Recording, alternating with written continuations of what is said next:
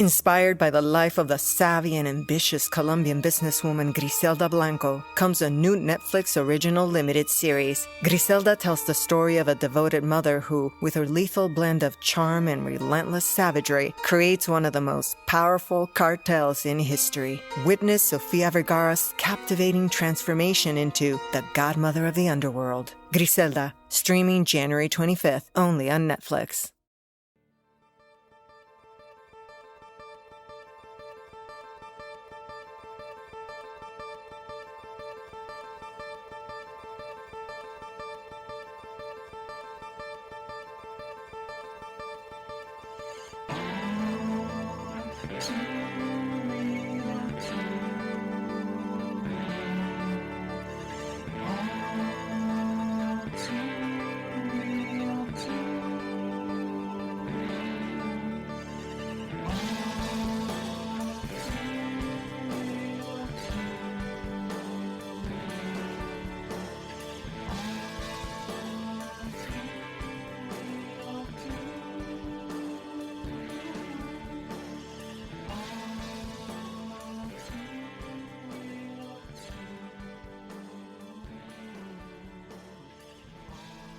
Okay, everybody. Welcome to the latest episode of All2ReelToo.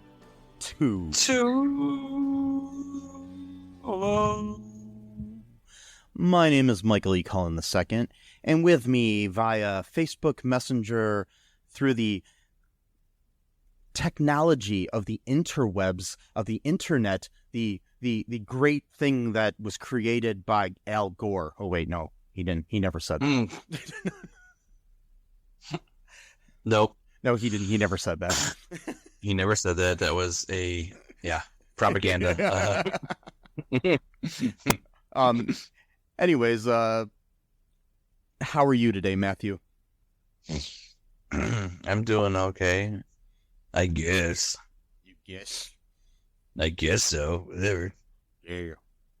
Well, I had the pleasure the other day of talking to Jim O'Heir, who people will know from his portrayal of Jerry Gergich on Parks and Recreation, the 7-year-long television series that aired on NBC. Mm-hmm. Yes, it was a great interview. Very funny guy. Just a joy to talk to, honestly.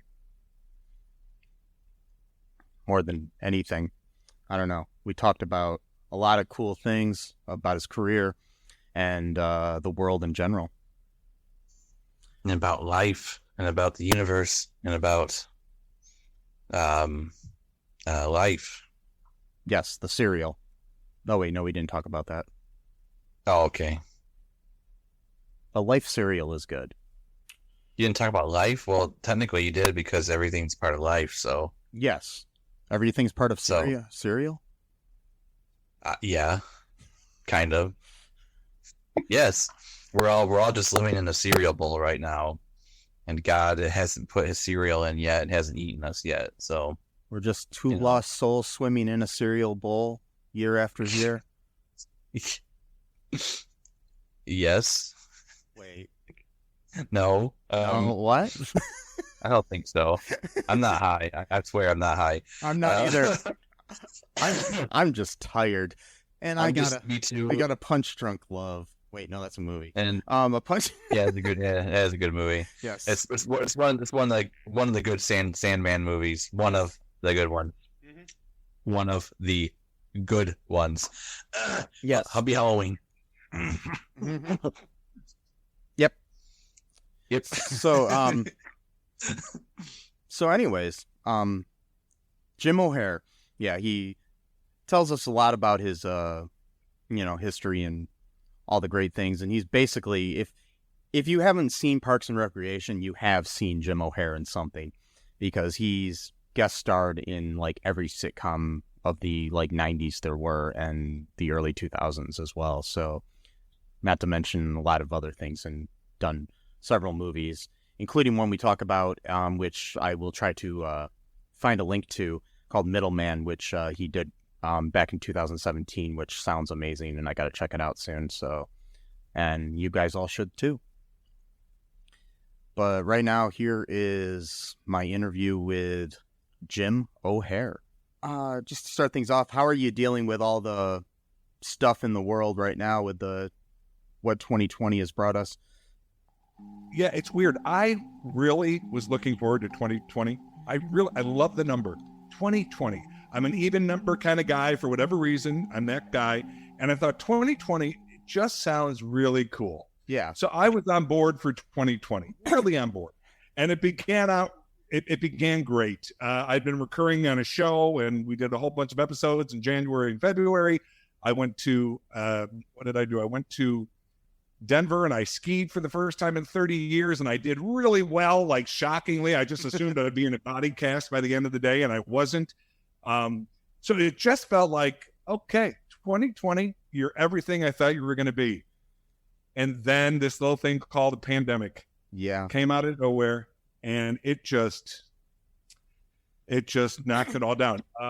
And also, I don't know how political your interviews get, but I'm a political guy, and what's been happening, in the past 4 years has had me terrified. Oh yeah, me too. Now we're coming down. Yeah, I mean, just beyond to think that there's people who think to have this crazy man in charge is okay. I'll never understand, but whatever. That people can do whatever they want. So I've been doing everything I can to make. I've been sending out things and doing charities, all sorts of stuff to do my part to help make this nightmare end. Yeah. So, politically, and then with the pandemic, it's been a shit show. Yeah. It's just been a shit show. Yeah. Can't wait for it to be over, and hopefully the pandemic ends sometime sooner than later. But yeah, I'm kind of worried about it. But yeah, with the way, like you said, with the way that, the president has been dealing with it and everything is not really necessarily the best either. So, well, he hasn't been dealing with it. Yeah, that's the problem. He has. Other countries have dealt with it. Please, I don't want to go on a rant, but had we done what was necessary, this would all be behind us, or at least close to being behind us. We're just beginning. From when I read yesterday, the wave is hitting again. And anyway, I can go on and on. I'm just praying. I'm literally praying to God that November 3rd changes everything. So we'll see. Only time will tell. But I am hopeful. I will say that. But I was also hopeful 4 years ago. Yeah. And I got quite the surprise. So all of us I leave nothing to chance now. Yeah. So now on like better subjects about you. Yeah, there we go. Yeah. Which pretty much anything else is better. So yeah, go for it. So just for my listeners, how did you get started in entertainment? It was weird. I went to my embarrassing story that I do tell is when I left high school, I was a pretty good student. I always say I think I was in the top 10% of my class, so no genius, but a good student. So of course I expected to go to college. Certainly my family expected me to. So that was the plan, but I did not have a clue what I wanted to do. I mean, not a clue. So I went to college and I declared that I was going to be an accountant. Now, people would be like, well, why are you doing that? The only reason I said it was because some of my buddies said they were going to be accountants. So I was basing my career on what, my buddy had. It was ridiculous. So cut to the chase. I go to college for that. Thankfully, I went to Loyola in Chicago, and thankfully college did exactly what it's supposed to do. I started taking other things that interested me, and I started working at the radio station at Loyola. It was called WLUW. I believe that was it. And it only had like a 12-block radius, so it can only be heard, I don't know how many people could have even heard it. But I was like, damn, I kind of really like this. So next thing you know, that's where I put my sights. And I went and got, at the time, you used to have to get a license to become a DJ. So I went to a broadcasting school and I did that. And then I got my first job in some little town in Indiana called Rensselaer. And I was the kind of mid-morning guy, and it was awful and wonderful all at the same time. They paid me, I'll never forget, when I got after taxes and everything, my first check, You work 60 hours a week, and I made $120 take home. Wow. Now, yeah, my rent was $4 something. So do the math on that. It just doesn't work. No. But I thought, well, it's paying dues and whatever. The guy who owned it was crazy. He'd punch holes in walls. But so as much as there was a lot of negatives, I learned so much. And there were some great people that I did work with. So one time, it's a weird little thing. The secretary came in during one of the commercial breaks and said, some guys on the phone wants to talk to you. And it was a little town. So it could be someone, who we had radio spots with. It could have been anybody. So I said, yeah, okay. So I talked to the guy and he goes, my daughter goes to the college nearby. So I listen to you when I drive in and out. I think you're really funny. And if you ever, look to change things up, you should consider Second City in Chicago. It was just like this nice little conversation. Of course, I'd heard of Second City. It's iconic. Yeah. So I, thank you, whatever. And that was it. So about a year later, it was time to leave. I'm like, okay, this has been crazy. I learned a lot. Now it's time to move on. And that conversation stuck with me. And I went to Chicago, back to Chicago, and I started taking classes at Second City. And like I can tell you, I know the exact moment where it's too dramatic to say my life changed, but I do know the moment when my first day in class, and in the old days, you used to train on the stage that they performed, where Belushi had performed and, Murray and all the biggies. Yeah. I'll never forget, I got on that stage for the first time and I got my first laugh. And this feeling of, I don't even know, just something came over me and I was like, oh God, this is what I want. This is what I'm looking for. And never, ever thinking it would pay a bill. I mean, how the hell would that ever happen? But I knew I loved it. So I kind of immersed myself in classes there. And then down the road, 6 of us just kind of formed our own little world called White Noise. It was just these 6 little white kids. And we formed our own world and we started doing our own comedy shows. And they started getting a lot of attention in Chicago. So that was really exciting. And then I realized I'm really liking this whole, because we did a lot of written sketches. It wasn't just improv. And I was really liking the acting part of it. So then I started taking acting classes and then I started auditioning at other legit theaters in Chicago. And next thing you know, they're casting me in this, they're casting me in that. And I knew I had found what I wanted to do. But again, not thinking it would ever pay my bills. Because theater in Chicago is amazing. There's so much great theater in Chicago. But it's, even if you're an equity member, a union member there, it's a tough living. It's not, the dream is if you're going to do that in Chicago, that you would get your equity card, you get to do 2 or 3 shows a year. Maybe a commercial would come through during the year, but it was tough. So it seemed like that was either going to be a hobby for me, or if I was going to be taken serious, I should try Los Angeles. And at the time, I was also working a full-time job during the day to pay the bills, because certainly theater wasn't paying them. And so we had done this crazy, crazy show in Chicago called Stumpy's Game. And it had blood and puppets. And I got killed in an incinerator. And I'm screaming. I ate 10 Twinkies every show. Oh, jeez. It was so ridiculous that I can't even begin to tell you. But pretty cool, too. For the time, really amazing. We would shoot, I would run off stage, a screen would pop up and I'd be a cartoon. I mean, it was intense. It was really, for the time. I mean, nowadays people can do that stuff with their iPhones, Yeah. But we're talking, wow, when was that? That was around 90. So, wow, 30 years ago, dear God. But anyway, so for the time, it was pretty high tech, and this show became a cult thing in Chicago where people were lined up waiting to get in, and it ran forever, and it was pretty cool.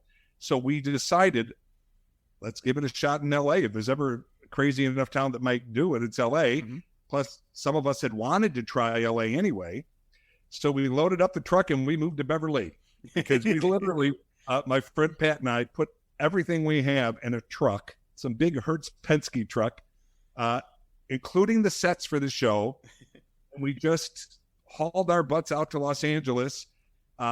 Somebody had set us up with an apartment, as far as, so, because I didn't know anything about LA. I know nothing, I knew nothing. So we brought the show out to LA, and it did the same thing it did in Chicago. It just took off. And the gift for me that happened was because it was me with puppets, basically. There were 2 other humans in it, but they were kind of just in and out real quick, where my role was, I was, the lead role in this thing. And because of this, because it was getting attention, agents started coming to the show. Because the toughest part in LA when you move here is getting a damn agent or getting a manager, somebody who can represent you. Because without that representation, you can't get an audition. I mean, it's that catch-22. They're like, well, what have you done for me lately? Well, what can I do for you if I can't get a chance to do it? It's that whole it's ages old. Many have dealt with it. But the miracle for me was they would come and see the show, and then I'd get phone calls saying, would I meet with them? And so within, I think the show opened, I'm going to say, oh gosh, October, I feel like. We were going to go October until the holidays. We ended up going till March. And so by the time the show was ended, I had an agent and I was ready to go. And they sent me out and I started booking pretty quickly. And the blessing, whatever you want to call it, for me is that since the day I moved here, August 4th, 1994, I've never had to do anything other than be an actor to pay my bills. Now, that being said, some years were rough as hell. You know what I mean? Like, it was not all like, yeah. Some years were rough, but in general, there was always enough. Yeah. There was always enough. And then I was, they used to tease that I was king of the guest stars. I'd been on like all these different shows, and then a show like Parks comes along, and that kind of changes everything, because now you have a gig that ran for 7 years. That changes everything. So that's how it all kind of happened out of Chicago. Yeah, I know there are times when I'm watching an old sitcom or something and I'll see you pop up and I'll be like, oh, that's Jim O'Heir. Something like, I think I see that from time to time. It was either Kimmel or, I don't know, Fallon. And one of the talk shows, the first thing they said to me is, Jim, what show haven't you been on? Because it really got, and believe me, it was great. I became the guy that people would see me on the street and go, oh, you look so familiar. Because, and I always thought that's a good career. Like, if people think you look familiar, that means you're working enough that you're out in front of their faces. And of course, then Parks happens, and then now it's, craziness. Yeah. But, but so I was very lucky. I did a lot of shows before Parks. Yeah. Speaking of Parks, how did the audition process go for that? Dude, let me tell you, the word came out. Amy Poehler was getting, at the time, it was called the Untitled Amy Poehler Project. It didn't have a title. It didn't have Parks and Rec at that time. And so, everybody, we knew it was going to be a hot show because NBC said it's not going to be a pilot. We're going to make 6 of them. So they were already showing confidence. And Amy had just come off SNL all those years. And of course, she's, crazy talented. So everybody wanted in. The producers really had a really good idea of who they wanted for certain characters from the beginning, but the network said, you got to give us lots of choices. So they saw everybody. So I went in and read for Ron Swanson, which is so ridiculous. The thought of anyone other than Nick Offerman playing Ron Swanson is so silly that anyway, we all know what he did with that role. But that's what happened. And I walked into that audition area. There were faces you knew from shows, people that you've seen for years. This was a hot property. So I do the audition. And here's the thing. And I always tell, people when I give talks to young actors trying to come up, the one thing I always say, and it's something I've lived by, I did it in Chicago. I've done it since I've been here in LA. I never, ever walk into a room unprepared, because you don't know what they're going to be doing down the road.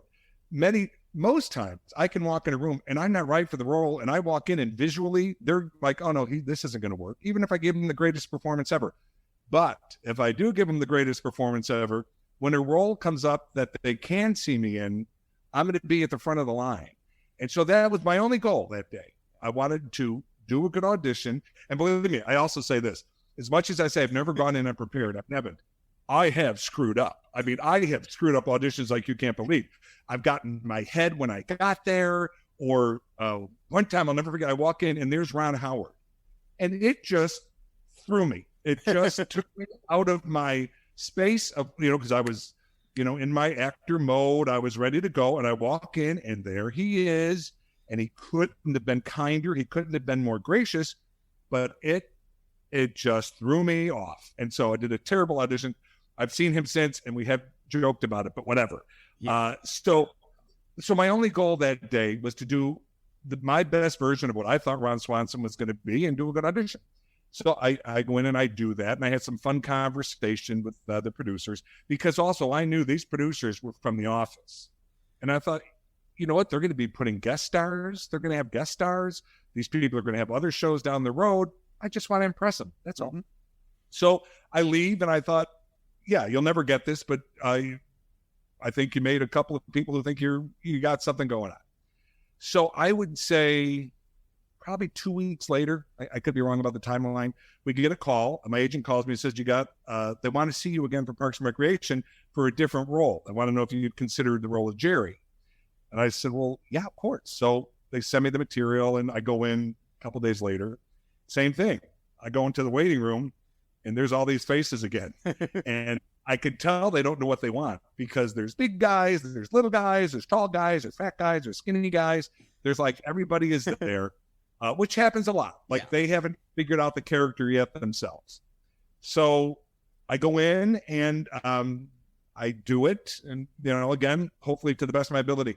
We had a great conversation, just BSing.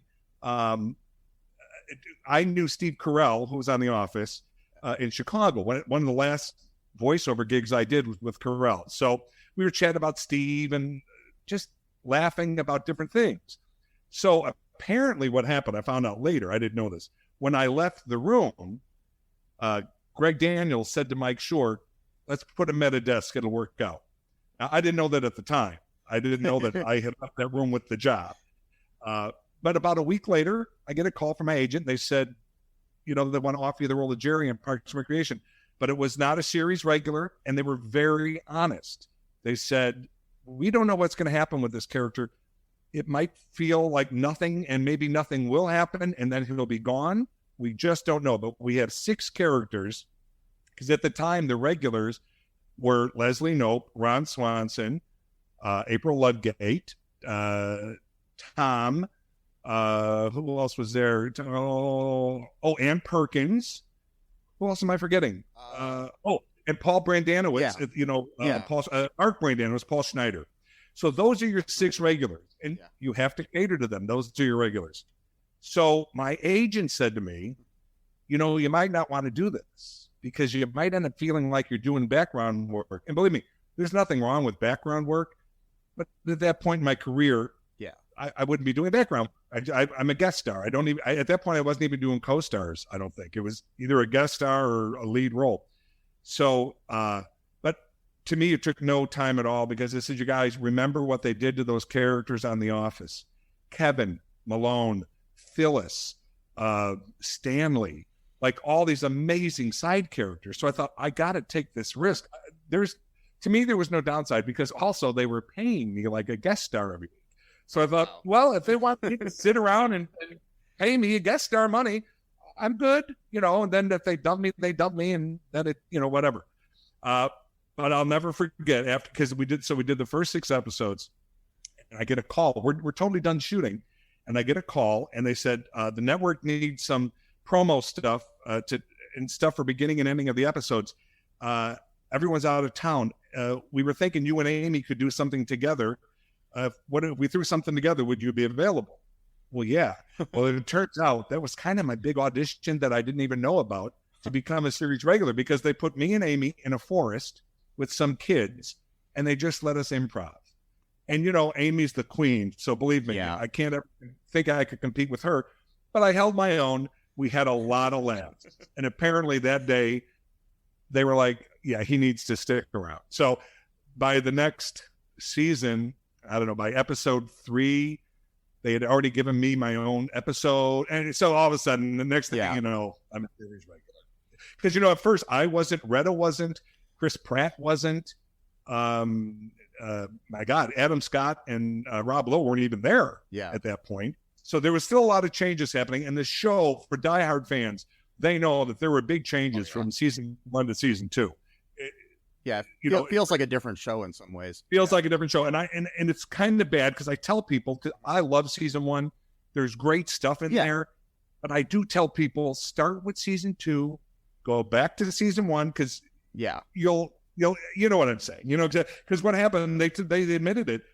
Leslie was coming across too much like Michael, from The Office. Yeah. And that was never the goal. That was so it looked like, it's a ripoff and we don't need that. And anyway, but by season 2, they pieced it all together. Yeah, and it found its own voice, and it wasn't. It found its voice. Yeah. Do you have dreams that you want to achieve but are scared to do so due to self-doubt, fear, and other people's criticism? I have just what you need. You need a dose of the Living the Dream with Curveball podcast, where I interview guests that will motivate and inspire you to stop at nothing to achieve your dreams. And always remember, if you believe, you can achieve. The Living the Dream with Curveball podcast is available on your favorite podcast app. Hey, everybody. Why don't you give the old Black Lincoln Collective podcast a listen? We're funny, we're fat, and we're here 24/7 at blcpodcast.com. Anytime you want to listen, anywhere, all your favorite podcast apps. Of course, we have a YouTube channel where you can stream live with the show. Check out our shorts. We're funnier the less you hear of us. That's been a Black Lincoln Collective podcast at blcpodcast.com. What's been your favorite time acting in anything so far, that you've done? Well, God, it sounds so pathetic, but Parks, it lasted 7 years. Yeah. Now, I am, you'll be shocked to hear this, Mike, but I am 58. Now, I know you're thinking I'm 30, 35. No, I am 58. And like we said, I've done a lot of shows before Parks. I've done many shows after. And I'm so lucky. I'm like the luckiest guy because I love what I do. I love it more than you can even believe. You put Jim O'Heir on a set and you have a happy Jim O'Heir. It's just who I am. I told you, I found what I love when I found it and whatever. That being said, each show is different and each set is different. The lead of the show kind of sets the tone. Yeah. So you have a lead who's walks in and kind of a crabby person or whatever. It just kind of trickles down. We had Amy Poehler, who is, yes, she's funny and talented and pretty, but all the basics we know about her. She's also incredibly kind and incredibly caring. And that is what our set was for 7 years. Never in 7 years did I hear a raised voice. Wow. Other than when I say that, I mean, the first AD, I was, okay, back to one. I mean, normal raised voice. I never heard a raised voice out of frustration or anger in 7 years. I have been on shows for 1 week where I'm like, holy crap, these people are going to kill each other. You know what I mean? So I've seen it the other way. So Parks, because of the length of it, 7 years of knowing that that's what I had every day. The crew, that's family. You're together 10, 14 hours a day, depending on what you're shooting.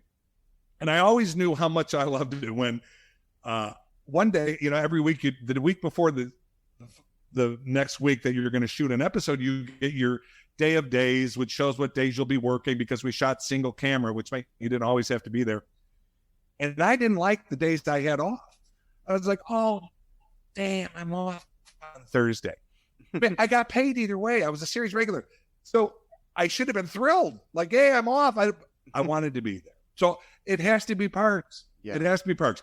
Now, I've had other individual experiences that have been so amazing and so incredible, but I say Parks because of the duration of wonderfulness. I mean, 7 years of that's kind of unheard of.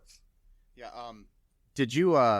Could you tell early on that the show was going to have a following, or did you think it would not last that long?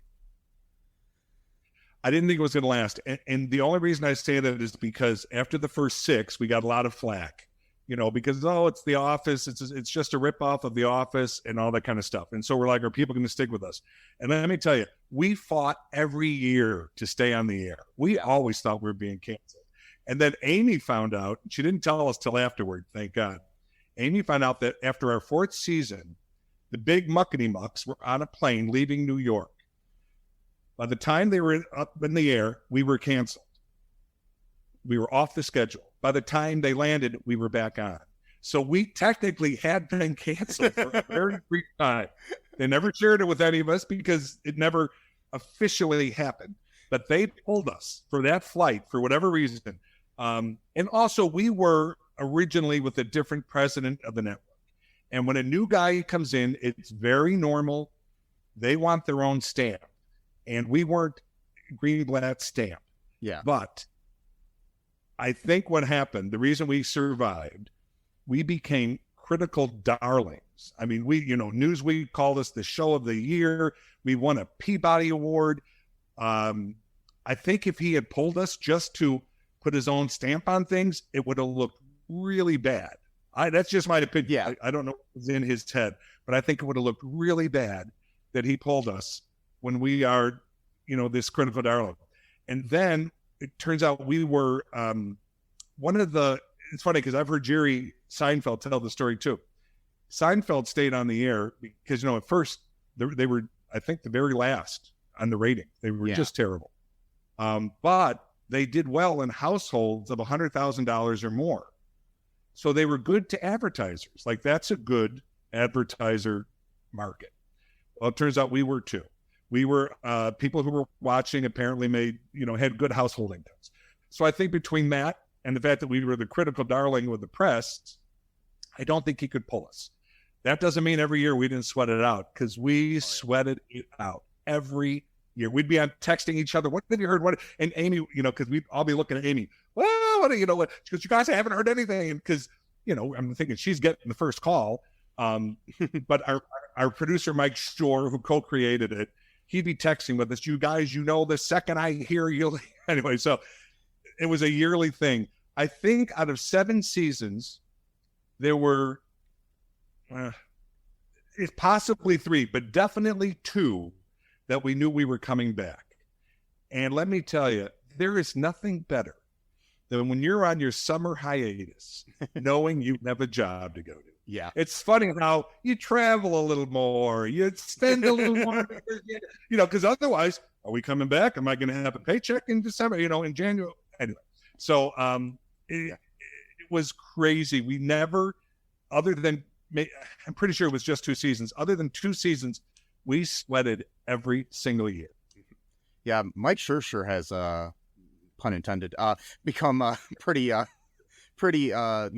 prolific lately too. I mean, I think he's probably one of the best writers in television and creators. I think he's brilliant, and I don't use that word on a lot of people. Yeah, I think he's brilliant, and I'll tell you, the reason Parks, and believe me, people who are listening could totally disagree with this, but that's fine.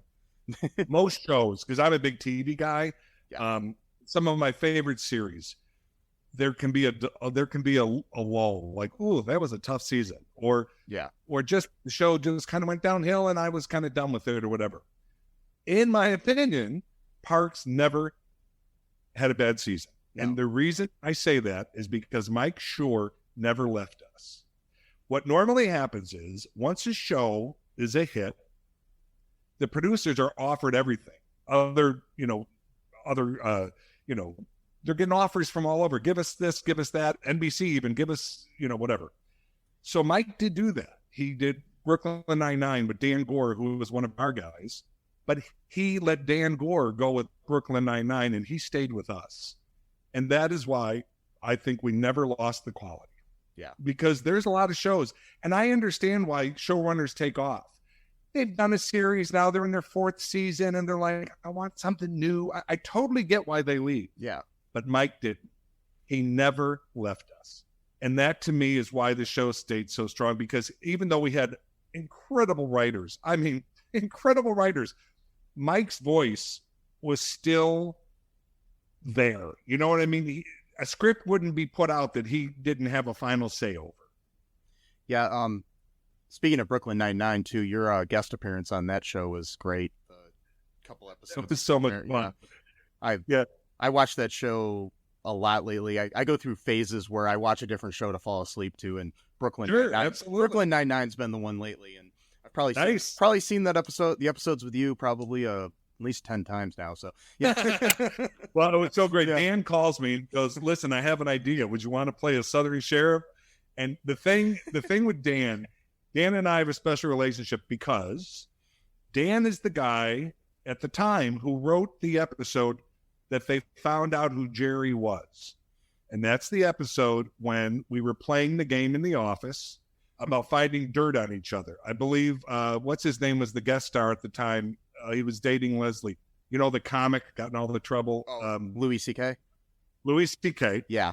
And apparently, and Jerry didn't want to play the game because he thought it just seemed a little mean or whatever. But eventually he plays along, and then Mark Brandon comes walking by and he goes, "So I hear you have 2 unpaid parking tickets." Like, who gives a crap, you know? And he goes, "Oh, well, I heard your adoptive mother smokes pot." And he could see I was horrified. And I says, "You didn't know she smoked pot?" And I'm like, "I didn't know I was adopted."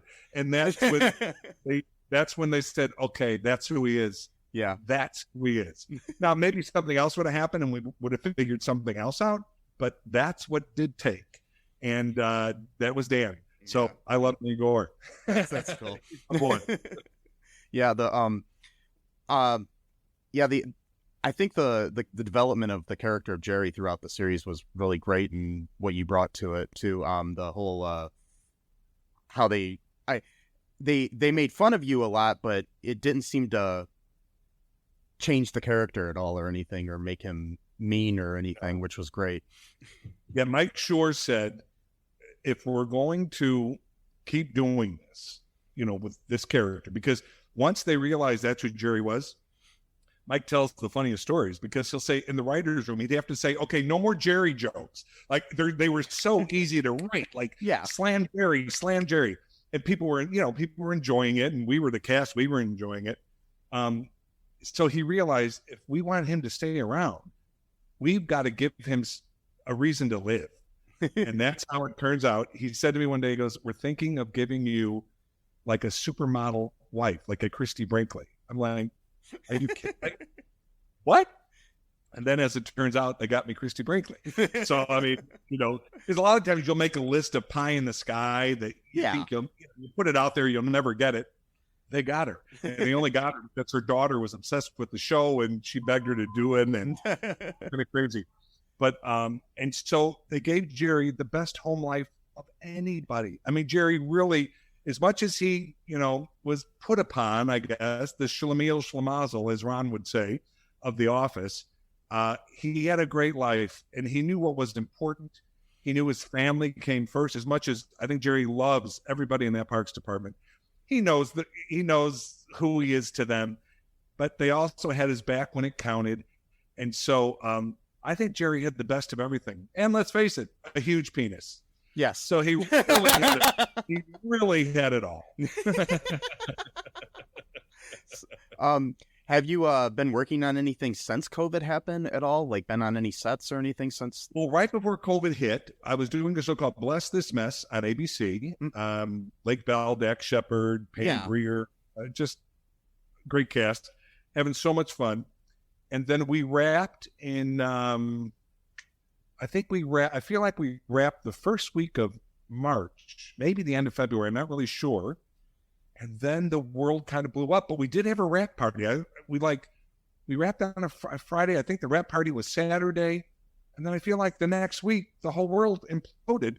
And then we were under the impression, but I've been around long enough to believe nothing until it's something, that Bless This Mess would come back, and it got canceled.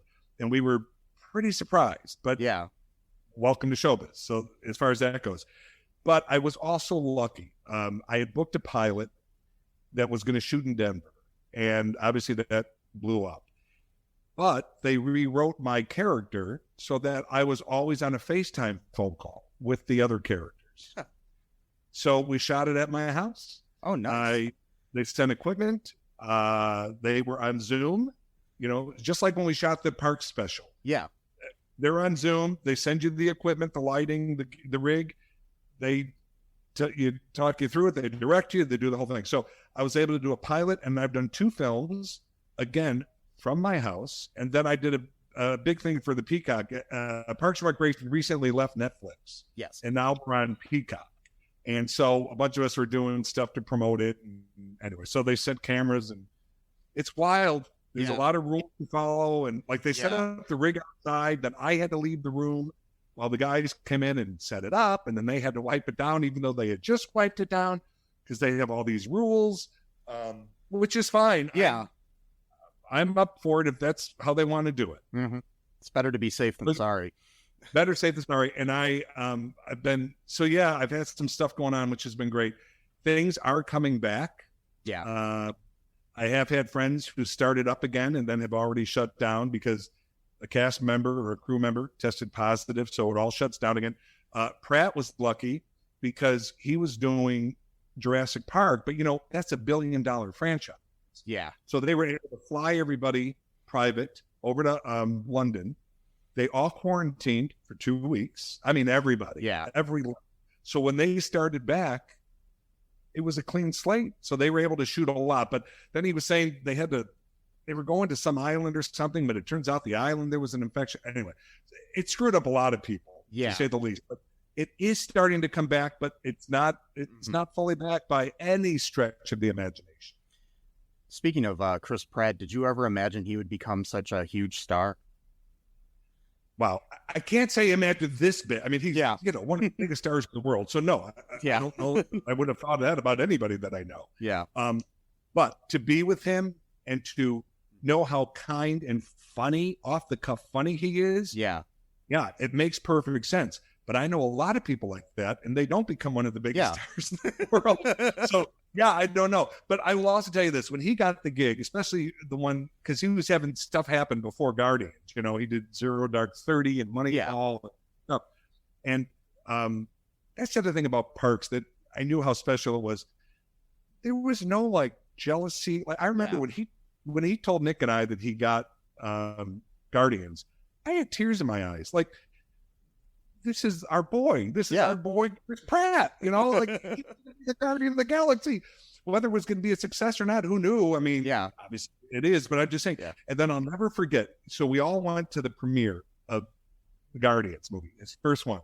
It was at the what's it called now? Is it Kodak Center now, where they do the Oscars? I think wherever it was, I don't know, Polaroid or something. I think it was here for a while, whatever the hell. It's where they did the Oscars in Hollywood, and so we're all there, and it was awesome. And before the film, they introduced the cast, and so you're introduced in kind of order of importance, for a big feature like that. So this person, that person, this person, that person, this person, that, and all of a sudden, then they do Glenn Close. And then Chris Pratt. And I go, he got better billing than Glenn Close. Oh my God. It was just crazy. It was just crazy. Yeah. So, surprised just because that's such one in a million. Yeah. So yes, for that surprised, but for his talent, not a bit surprised. Yeah. I mean, it makes perfect sense. Yeah. It makes perfect sense. Yeah. I've been a fan of his since he was on Everwood back in the day. So I know he's got some great stories. Oh my God. I won't repeat them. It's not my business, but he's got some great Everwood stories. Yeah. So what as far as movies go, what's been your favorite film to do that you've done? Well, this one, because it was so personal. Right after Parks, I did a film called Middleman. Now, the reason it was so personal is because it was written for me. Oh wow. It doesn't get more personal than that. And it was written by one of my best friends who I did comedy with in Chicago, who was part of Stumpy's gang, the show I brought to LA. He's a big guy in the ad business. And he had written this. What I loved about it was, for better or for worse, you're going to get labeled in Hollywood. You're just going to get labeled. I'm the big funny guy. And you know what? This paid my bills for a lot of years. So I'm okay with it. I love doing comedy. Big comedies. I love it. But I am an actor, and I love doing drama, and I love doing horror. I mean, there's other things I wanted to do. Yeah. And it's tough to break through, but I've had it, a few things that have happened over the years where I've gotten to do this dramatic thing or that, and it's always done well. And I think, oh, okay, the door is open now. And somehow it always comes back to the big funny guy. And again, I'm not against that, but you do want to do more. So that brings me this script years ago, and it was great. And so he says to me after, Parks is getting ready to shut, we knew we were going to close. The way it closed was NBC said to Amy, "This is your call. We'll keep going or whatever you want to do." And Amy had always said, "I want 7 years if we can get it." And so I think she was right. She didn't want people going, "Oh, is that still on?" Yeah. She wanted people going, "Oh my God, they're leaving." And I think we nailed it. I really, I mean, I would have done it forever, of course, because I loved every second of it. But I think it was done at the right time. So Ned sends me the script and he goes, "Why don't we do this?" I go, "Dude, number one, I feel 20 years too old for this script." Because he wrote it ages ago. He goes, "That's just a matter of a few rewrites." So, and the premise is the character is Jerry-esque at the beginning, but then a mental breakdown comes into play because he makes one terrible, terrible mistake by picking up a hitchhiker who it turns out is a mass murderer. And anyway, one thing leads to another. It's a very, very dark film. Oh, wow. Funny at times, horrifying at times. So he got a call from these producers who had worked with Disney, and they said, "If you can get Jim attached, we'll do it." Nice. For some, so we had this meeting, and I'm still thinking it's not really going to happen, but we crowdfunded. We raised $150,000 in 30 days. And then, the money that was put in from producers. So we had not a great budget, but a decent budget. Yeah. But it was shot mostly in the desert. It was living hell. But it was, I was in every scene. I think there were 2 or 3 scenes I wasn't in. So I felt like I had the weight of the world on me, but also I wanted that because it was time to prove myself. Yeah. It's more than just the big funny guy. And we had actors who loved the script so much.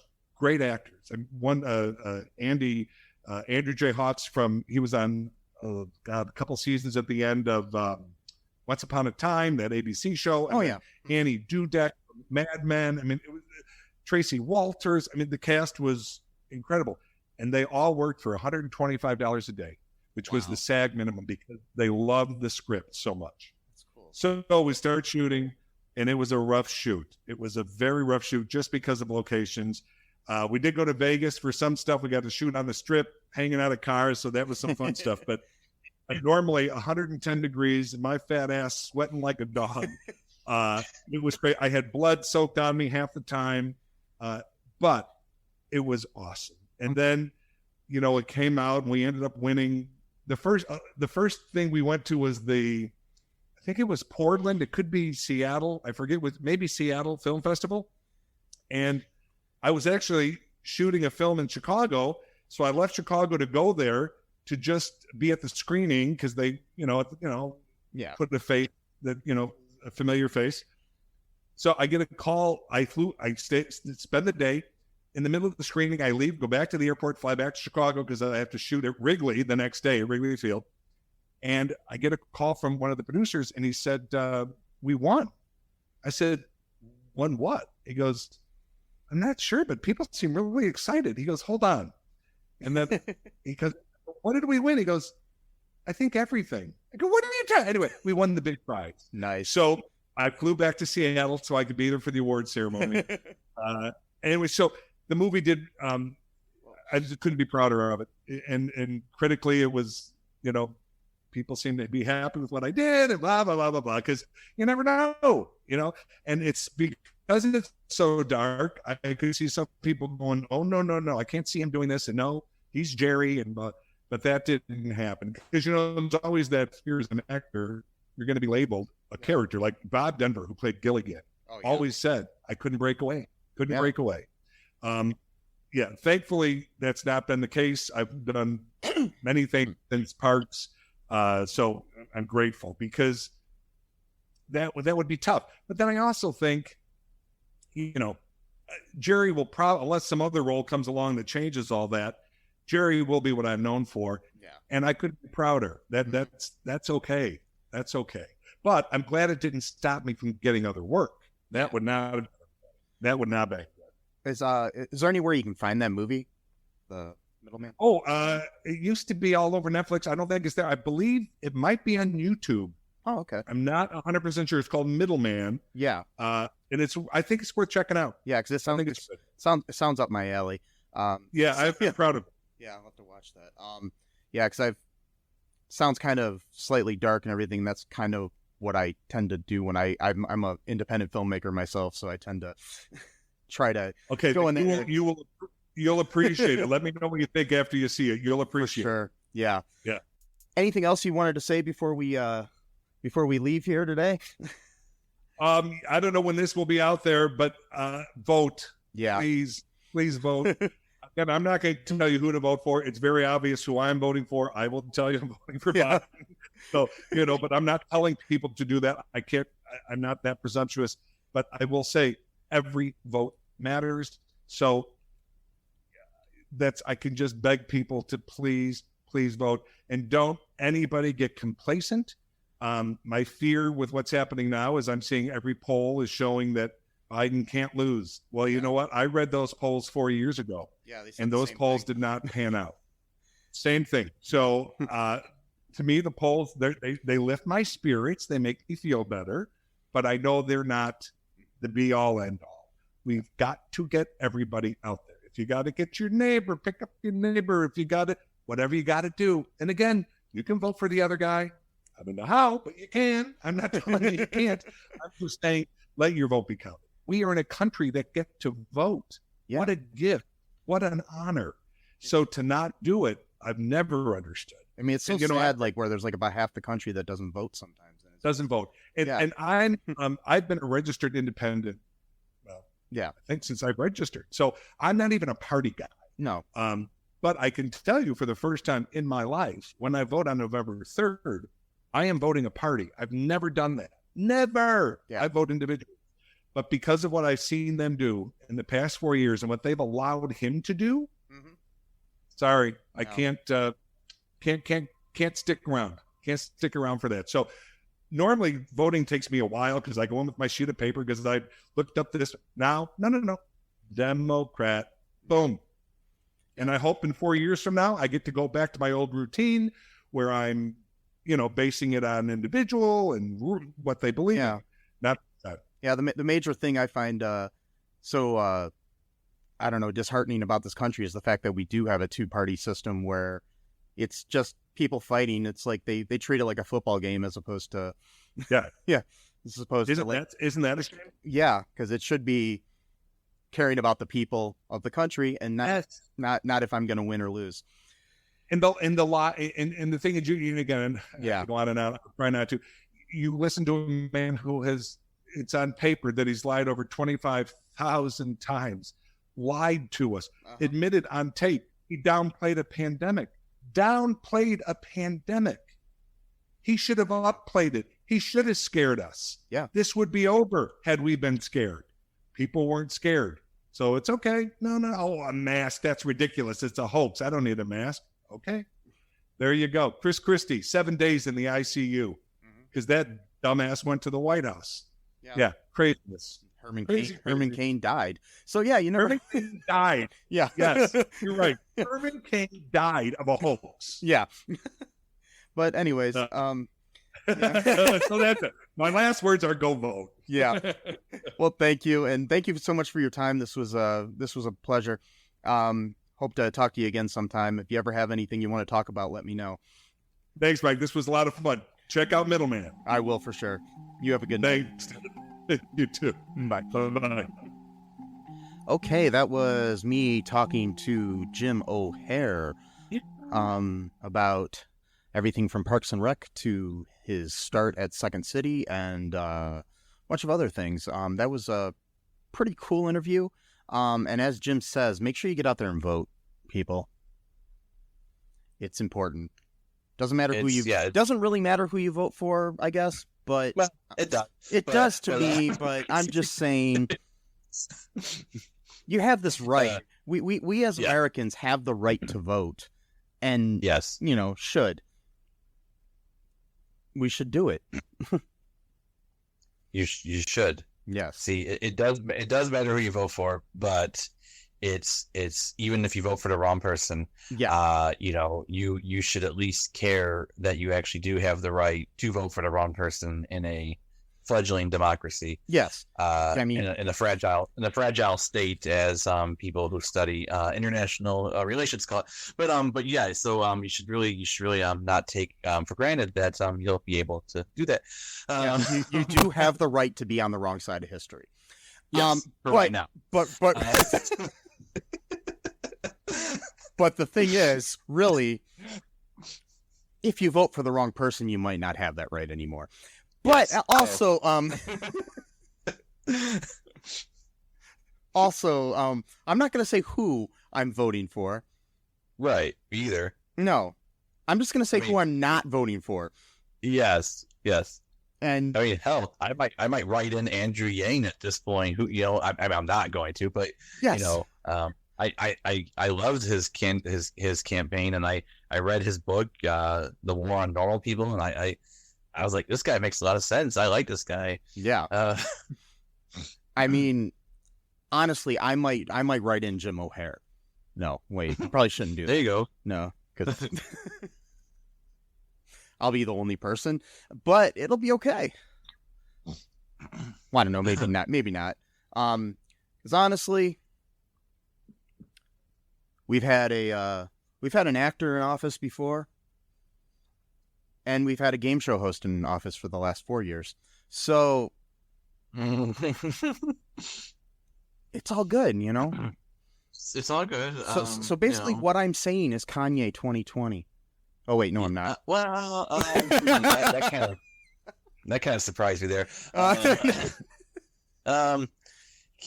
Kanye, needs to take his medicine. And I'm not one of these people that uses mental illness as a joke or to insult someone. No, but he's serious. You have a sickness. He has a sickness, and he needs to take care of himself instead of just wishing that he doesn't have an illness and just living the life he wants to live and destroying himself and everyone around him. Yeah, and I'm just gonna say, let's dump Trump, and beyond that, wait, did I say that out loud? Yes, I did. Uh-oh. So,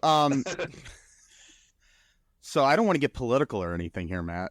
Wait. Oh, no, of course not. No. It's not like we ever do that on any of our episodes when we're not even talking about politics. We're talking about, like, honey, we shrunk ourselves, and somehow political rant finds its way into that. And, yes, that's what we do here. But I guess that's appropriate because Jim O'Heir was on a TV show about politics, Parks and Recreation. Was pretty much about politics. So it was literally about politics. Yes. And if only we had real people like Leslie Knope in office, and maybe the world would be a better place. Yeah, someone who cares that much about her little post, in a small town. It's like in the grand scheme of things, it doesn't mean a whole lot, but it means a whole lot to her in her small town. And she's going to do the job exactly as it's the way it's supposed to be. It is. She's a very great role model for that kind of thing. Yes, she is. And Jerry became the mayor at the end of that thing, too. So, Jim O'Heir does have political experience. So, yeah, so there you go. So there we go. He played a mayor on a TV show. And yes. Albeit at the end of the TV series. But, yes. That's what Trump became a millionaire by convincing people that he was a millionaire and being a great businessman. And then that TV show actually made him a millionaire. So why not, why not have illusion become reality? So yes. Delusions of Grandeur 2020. Oh God. We're going to have so many alt-right people downvoting this video. That's fine. That's fine. At least they'll listen. Yeah. So, anyways, seriously though, folks, get out there, vote, do your civic duty. You know, if you're listening in another country where the American election doesn't affect you, I am jealous. And Yeah. But you should probably go out and vote in your country too when you have your elections. So it's probably not a bad thing to do. If you live in a democracy where they allow you to vote, do it. Also, check out some of the links that we have in the show notes to help out people during COVID and help people out with Black Lives Matter and things of that nature. It's very important, you know, that we just respect one another, love one another, and do good, people, you know? Do good and understand history and stuff like that. And yeah. Yes. And just saying, just understand history a little bit. It's not hard. And also watch Jim O'Heir's movie Middleman. Yeah. Because it looks good. I have yet to see it, but I'm planning to watch it very soon. So, anyways, for now, I have been Michael E. Cullen II. And I have been Matthew. What am I gonna say this time? Matthew Tums Haas. I got a bottle of Tums in front of me, so that's why I said it. Okay. I'll call you Tums. I don't have heartburn. I just saw the bottle in front of me. So. Well, first you have to have a heart. Oh, just joking. Oh my God! Oh God! I've been burned. All right. Anyways, everybody, bye-bye. Thanks for listening to All2ReelToo podcast, a Cullen Park production. Produced and edited by Michael E. Cullen II. Music by Matthew Haas. Subscribe and share the show. Visit us at cullenpark.com.